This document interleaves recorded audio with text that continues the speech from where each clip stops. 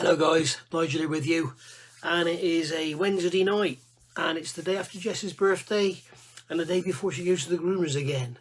So less hair in the study, I hope. Anyway, Spitfire talk. Yeah, so found out a lot of stuff that's going on and just thought I'd keep you all posted and let you know what's happening. So Airfix 124 Spitfire, as you know, I'm building one, and here it is. This is one of the only pictures you'll see with all the cowling fitted, and it's covering up the work I've done on the engine, which you're going to see in part 11, I think it is, parts 10 and 11. But yeah, you can see it's looking absolutely gorgeous. Airfix have done a wonderful job of getting all the shapes right and everything. As you can see, we don't have the issues like we do with the Revell kit with the side of the fuselage. It's looking lovely. Really is lovely. Couple of small issues, but really, I mean, nothing. Little bit of work required on the wing roots and all that, as you know, but you know, that possibly my fault. I don't know. I've done it my way and come around the issues. So there we go. I have been accused of just slandering kits and saying they're all shit and everything, but I think in most occasions, if I say there's an issue, I generally say this is the issue and this is how you fix it. So that's what I'm doing with this. And I don't think I've used the word shit on this kit once. So it is lovely. It is lovely, and the plastic is lovely to work with as well. So upgrades for this very model. Now, obviously, this model has only just hit the shelves in the UK, what was it, end of November? Beginning of December, and people are still waiting to get their kits. Apparently America is still on pre-order, so I'm told, but I'm guessing some people in America have ordered from the UK, because I know some people, certainly John Alec, if you look at John Alec's scale modelling, he's actually got a kit on the go and he's doing videos on that. So yeah, if you look in there then you'll see it. And also there's this book that I reviewed that was bought for me by the lovely Wendy, thank you very much. And this also has some tips on how to build the model. But to be quite frank with you, you may as well just watch my videos. But this book has got a lot of good reference stuff in it. Really nice reference pics and stuff. If you haven't seen it, go look at the review. It's a lovely book. Really nice. So anyway, and on the subject of Wendy gets a big shout out in part 11, where I use the lovely, beautiful, what's it called? Wet palette, that's the word she bought me. That's, whoops, shouldn't have sipped it sideways. Lovely wet palette from Wendy, thank you very much. And there is a Christmas card that came today from Wendy. So thank you very much, Wendy, all round. She really does support this channel. I say she's been supporting this channel from pretty much day one. So thank you very much. And she's a big fan, I think, and big friend of the channel. So anyway, 124th Spitfire. Obviously we knew the aftermarket was going to jump all over it. So I'm going to talk about what I know is coming, what I think might be coming, and what will probably be coming. But what I know is coming, and I can tell you all about. Number one, Airscale. Peter over at Airscale. If you know about Airscale, you'll know that I did the Lancaster cockpit, which is an absolute gorgeous set. He's now doing a set for this, the 124 scale Spitfire Mark 9 from Airfix. It is a lot more than you would normally get in one of his cockpit sets, because generally what he does is instrument panels and control levers and stuff. With this one, we didn't work together. He used my kit parts for the 132nd scale Liberator, and so anything, if you've got a set from him for that, he used my kit for that. He didn't have a kit to start with. He had to wait until everybody else could get theirs.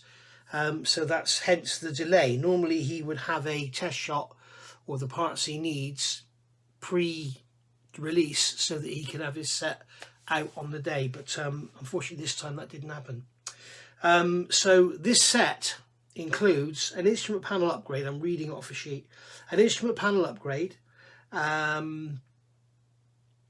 bulkhead and armor upgrade for the seat.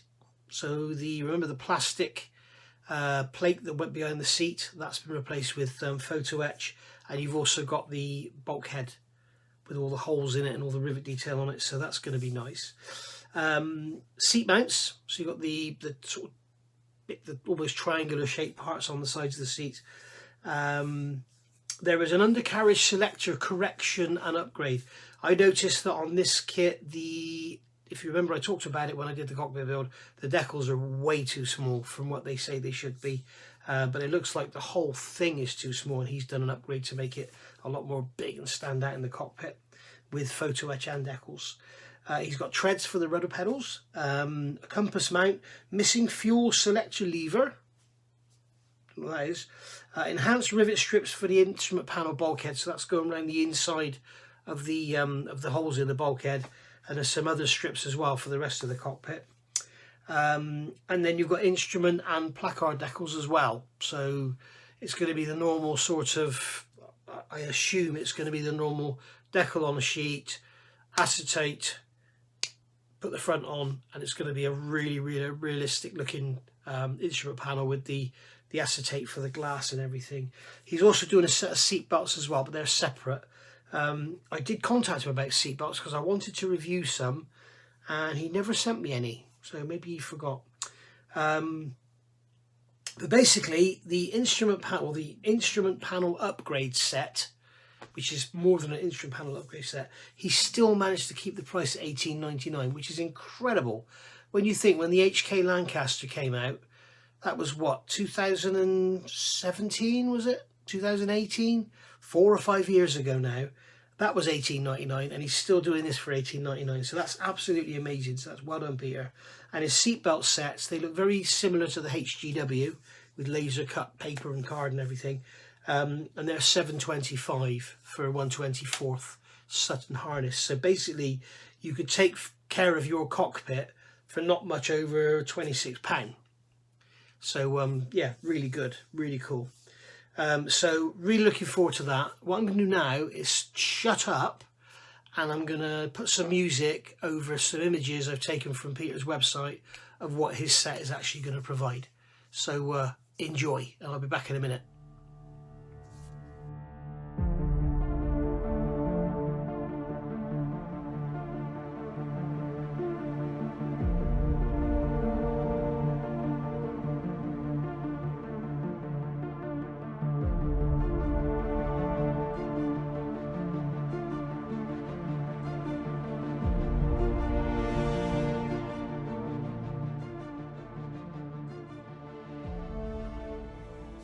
And there you go. So as you can see, it really is a pretty full set. Take no notice of the actual build. We always see this, particularly like with Edward and stuff. They seem to get these kits and just hack them off the trees and chuck their photo etch parts on them just to make sure they actually physically fit. So you'll see seam lines and flash and all sorts on there. That's not the way Peter builds models, I can assure you. If you want to go look at some of his stuff over on large scale planes, possibly one of the best model makers in the world, with scratch building and stuff. Absolutely incredible stuff, unbelievable. Just go and have a look. So moving forward, another set that I know is coming out is from One Man Army. Now if you remember, I did the review on the Lancaster masking set with the stencils and everything. Well, Sven over at One Man Army is also doing the 1/24th scale Airfix Lancaster. He obviously knows it's going to be a big hit, so that's going to be amazing. So really looking forward to that. What's very interesting is Peter has told me he's going to send me a set of his Spitfire bits over, as is Sven. So we may end up having a second Spitfire on the channel. We shall see. And I would imagine, I don't know for sure, but I would imagine Aerocraft are going to do some brass undercarriage legs for it, because the plastic ones are absolutely fine, but they're on the edge. You know, it's like the Wingnut Wings border model Lancaster. I think those undercarriage legs are absolutely fine. I think these are a little on the edge, little, you know, whatever. Some other good news which surprised me last night. Basically, many moons ago, I spoke to Richard of Wingnut Wings fame, now Kotare models doing the Spitfire. And many moons ago, I asked if I would be up for getting a preview sample. And he said, we haven't even thought about that yet. We'll get, once the kit gets closer to production, and we will have a list of reviewers for the kit. And I just basically asked him, yes or no, am I on the list? Because if I'm not, I'm going to order it. Because I wasn't going to get it, because it's, you know, it's a 1/32 scale Spitfire, and as you know, we got Spitfires coming out of our ears. Then I saw the instructions they put up on their website. Yeah, I want this. This is something else. And lo and behold, I am on the reviewers list. So, wow, thank you, Richard. That's absolutely amazing. So, looking forward to receiving that. So, as soon as that arrives, that'll be reviewed on the channel. It just looks absolutely incredible. If you miss Wingnut Wings, because as you know, or you may not know, most of the team over at Kotare Models, they're based in New Zealand. Most of the team are ex-Wingnut Wings, so obviously that flavour has come across. So what we're going to get with that kit, obviously I haven't seen any sprue shots or anything, but I can well imagine that kit is going to be amazing, because it's made by modelers for modelers. So the sprue connection points are all going to be in very, very sensible places. There will be no ejector pins in visible places, and the assembly will be designed to produce a beautiful model as long as you can detail paint. And when I say that, when you look at images of my Lancaster, if I think of it, I'll put a couple of images up now. The way Wingnut Wings worked was not to have, like mini art would have the skin of something and then have 47 pieces being glued onto that skin to give you the accurate look of the actual internal features of that model. What Wingnut Wings did with the Lancaster, they kind of made this one moulded piece. As I say, I'll put a picture up.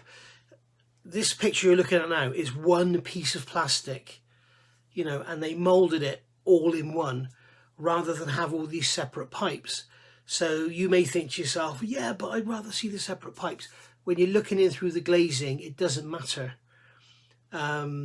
You can't tell that it's not separate pipes, because with a bit of clever painting and stuff, not just paint along the edge, but the beauty of it is you don't have the risk of glue marks, you don't have the difficult assembly, you don't have the over 1,000, you know, part count per kit.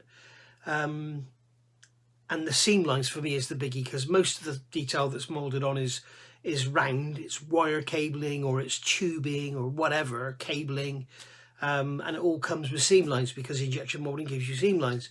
So basically it's a fantastic way, I think, of rendering a surface on an internal side of a model, and it's just beautiful. And I think we all can agree that 1/32 scale Lancaster, the interior of that kit is probably the best out there in 32nd scale.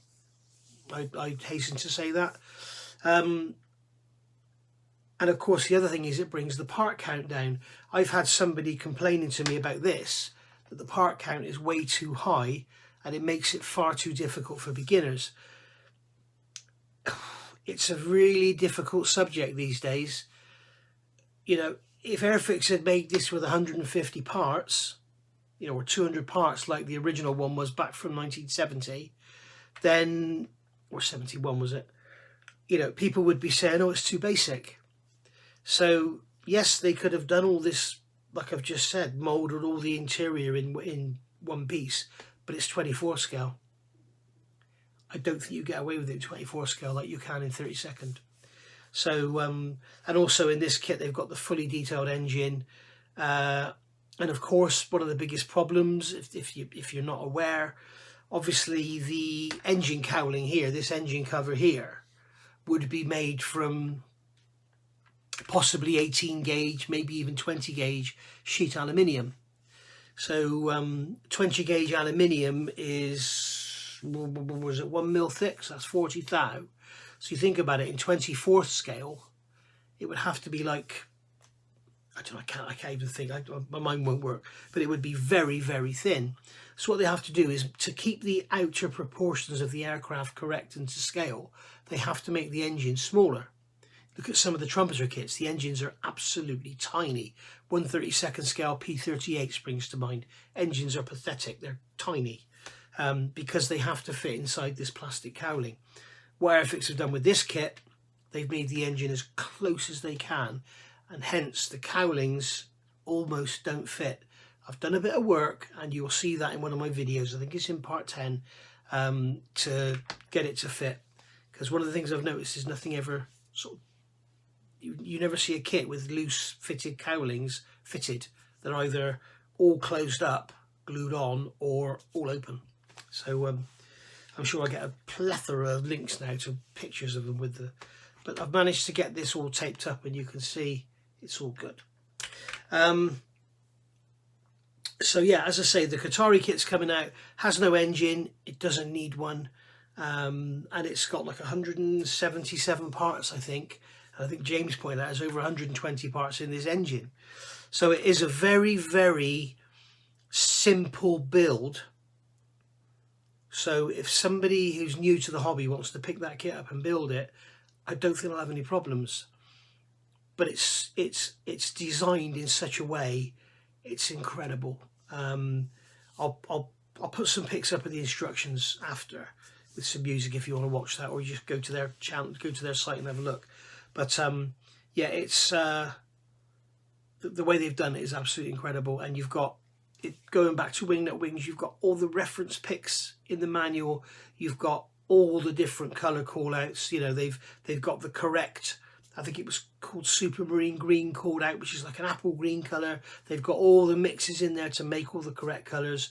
You've got all the rigging and the cabling, all the sizes. Remember, just like Wingnut Wings did in the cockpit, with it all planned out. And I noticed there's a little junction box at the back where you can end it all off and tie it off. It's just amazing. It really is amazing. And as I say, the research that's gone into it is incredible. And I know the kit has been delayed again, which only tells me that they are striving for perfection. You know, some people will just bang, bang, bang, bang them out, and then when you get them, you know, let the builder be the reviewer. Let the builder judge how good it is. But I think this kit is going to be absolutely awesome. So anyway, as I say, I'll put some pictures up of the instructions, bit of music, and then you can have a look through there, and you can see that it's just different. It's a different Spitfire. It's going to be amazing. And try and choose which version you're going to make. But also, I do know that from an email that was sent to me by one of his customers, that's how I found out that the release is delayed even further, was that if you pre-order your kit direct from Kotare in New Zealand, then you will get a free set of 3D printed exhaust stubs. So go and have a look at that.